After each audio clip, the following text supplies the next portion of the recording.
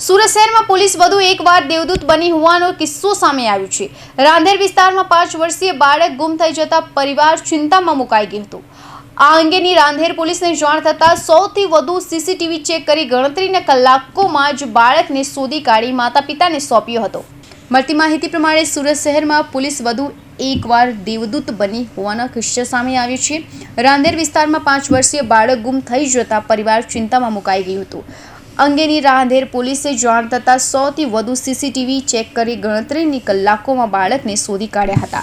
સુરતના રાંદેર પોલીસ મથકની હદમાં આવેલ નવયુગ કોલેજની ગલીમાં માતા-પિતા મજૂરી કામ કરતા હતા, ત્યાંથી બાળક ગુમ થયો હતો। બાળકના માતા-પિતા સાઇટ પર કામ કરી રહ્યા હતા। તે સમયે અંદાજે બપોરે 12 કલાકે બાળક ગુમ થઈ જતા પરિવારે પોલીસને જાણ કરી હતી, જેને લઈ રાંદેર પોલીસ દોડતી થઈ હતી અને રાંદેર પોલીસે સૌથી વધુ સીસીટીવી ચેક કર્યા હતા તો બાળક 7 કિલોમીટર જેટલું ચાલતા દૂર નીકળી ગયો હતો। ગુમ થયેલા માસૂમ બાળકને પોલીસે 10 કલાકમાં ભારે મહેનતથી શોધી કાઢ્યો હતો। રાંદેર પોલીસે સીસીટીવી ચેક કરવાની સાથે જાહેરમાં લોકોને ફોટા બતાવી બાળકને ક્ષેત્રપાળ દાદાના મંદિર પાસેથી શોધી કાઢ્યો હતો તો બાળક ચાલતા થાકીને સૂઈ ગયો હતો। હાલ તો પોલીસે બાળકને પરિવારને સુપરત કરતા પરિવારે પોલીસનો આભાર માન્યો હતો।